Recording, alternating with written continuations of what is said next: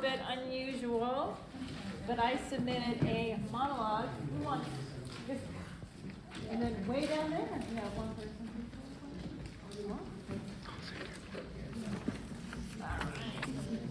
Down. I submitted a monologue to this festival, and they're letting me do it. Woo! And two more. Who wants some spice for it? So I wrote this, and Alex helped me with the directing. You can't direct yourself after all. Like, you can't see yourself on stage. Like, I guess you could if you had like a whole bunch of mirrors. But then you'd be looking at like the mirrors instead of where you're supposed to look, and I don't think that Chapel Theater would be okay with me bringing a whole bunch of mirrors just for rehearsal. I digress. I wrote this. It's about something that happened in my life, and it's how I'm still processing.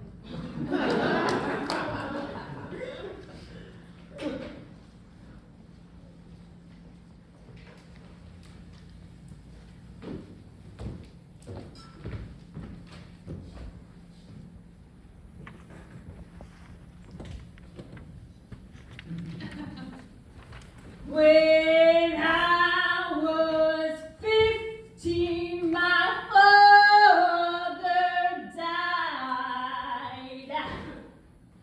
One of the last things he said to me was, "Jessica, don't you ever lower your standards for a man. You're worth so much more than that." I thought he was losing it. Why? I'd ever lower my standards for a man. I mean, look at me. Look at me, look at me.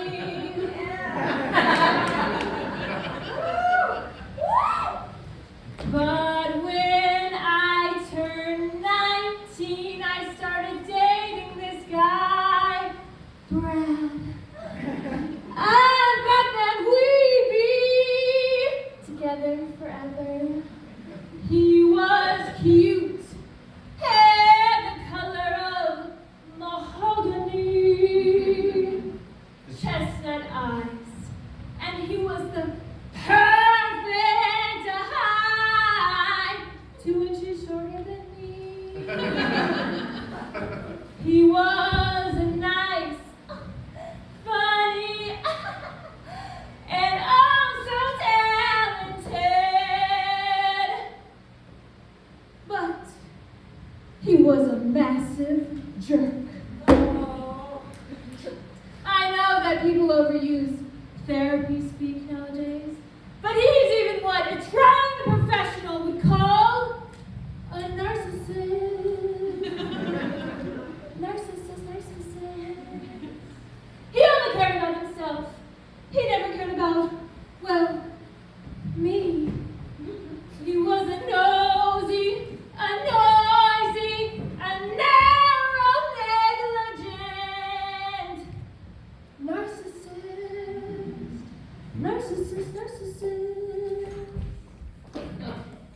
The last straw was this trip we took. He took me to this tiny, dilapidated cabin in the woods and abandoned me midday for some model he swore he knew all his life.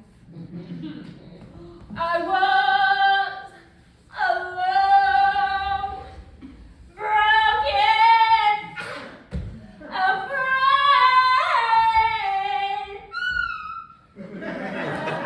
I didn't know what might happen to me, and he didn't care.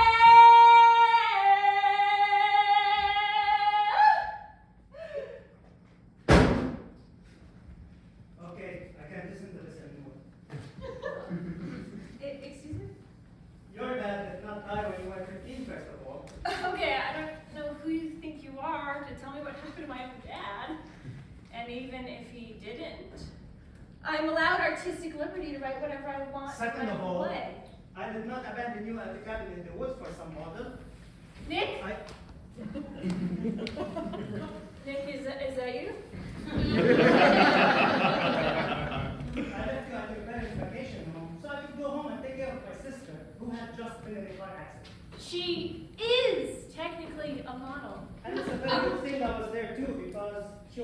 Thank you for the cover. I'm glad, but And I don't know where you get off on telling lies about me at random theater. Small time people. oh, small time. I mean, look at all these people. I really appreciate it if you didn't do that. Your monologue wasn't very good anyways. Way too many dramatic pauses. Now you're just being mean. If you don't do random, small-time theater festivals, why are you here? Why are you back there? Elia was a little swamped and asked me to help out at the bar. It was kind of last minute. I didn't even know you were performing until a few minutes ago. Well, I just wanted to say that You what? That you're a pathological liar? That you're so bitter at me you decided to make up lies and share them on stage in front of people, not just once, but several performances in a row? I never used your name. How do you know I was talking about you? Oh, please. You described me well. I was going to say you described me exactly, but your description But maybe was... I just have a type.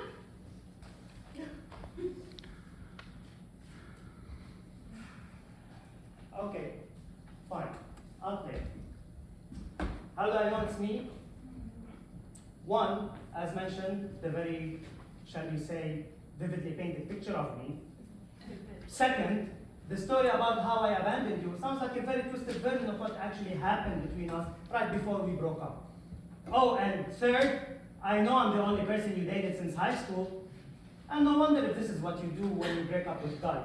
You're like if Taylor Swift was a bad writer and wrote weird monologues for tiny audiences. Instead of like pretty decent songs for massive. Okay, we get it. You don't have to keep going. There are people here, in case you forgot. How could I forget? You just spilled our dirty laundry in front of them.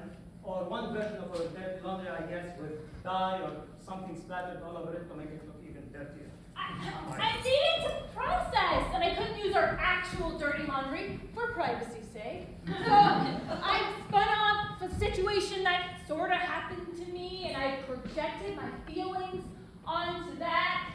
Oh, I see. So you made up lies to project your feelings, to hide your feelings? What feelings are you settling up on? You're the one who broke up with me, remember? And what in the world compelled you to write a monologue and perform it for strangers? That's what therapy is for. And again, pretending your dad is dead? Your dad is right there. Where are you? There he is. That's so insensitive, Jessica. Okay, fine. I didn't mean to make up lies. I know that you didn't abandon me at a cabin for some model. You left me to go help your sister. And I know it was silly, but I've been planning that trip for a long time. And I was worried about your sister. But when I found out that when we found out that she was okay, I was hurt that you didn't call. That you didn't check in beyond a text message.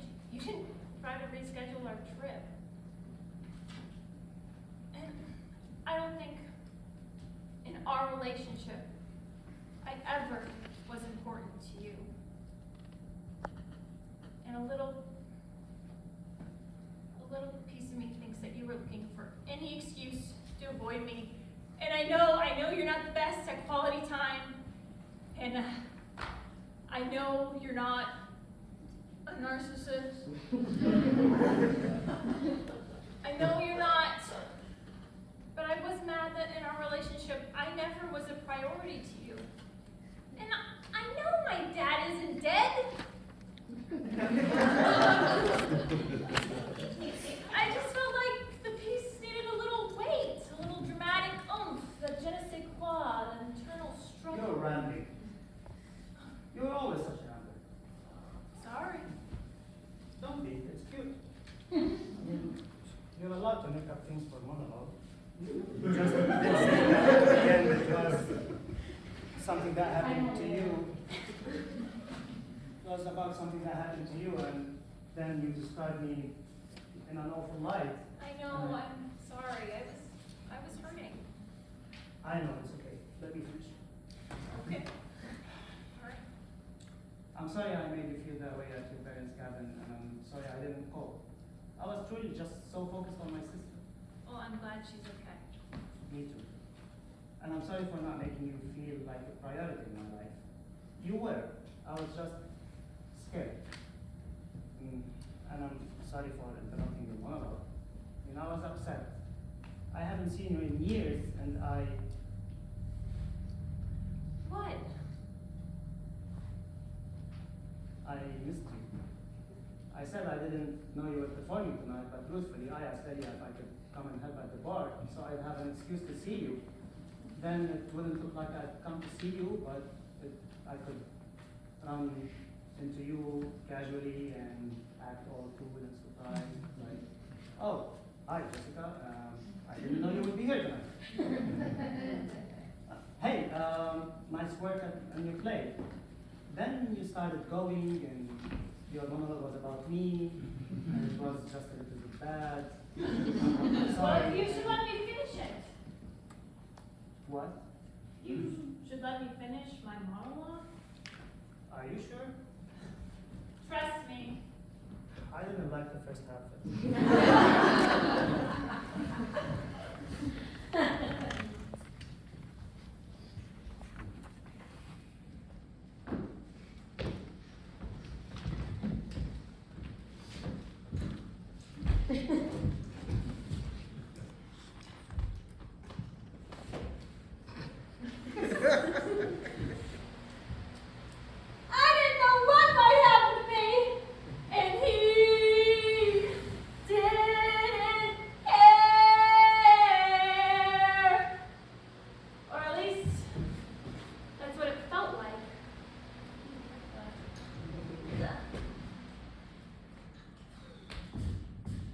Truthfully, I miss him.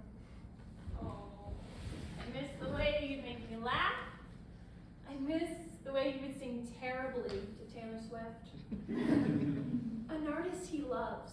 But pretends not to. I miss his chestnut eyes. And if he were here tonight, if he were here tonight, I would tell him that I miss him and I'm sorry, and I'd love to maybe go get coffee sometime. So, what do you think? I'd love to maybe go get coffee sometime. Yeah. That's a pretty weak ending. Well, you and I both know that's not the point, and maybe that wasn't exactly what I originally had written. It's what I needed to say. I would love to What? get coffee sometime. Oh, I think it would be a healthier way if we talk through everything, like talking to each other instead of all of these random people.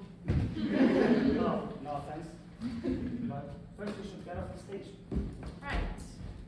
It may be so good, but I don't think I'll be able to focus on other things. We could go get that coffee right now. I heard there's some coffee shops there. What about the bar? They have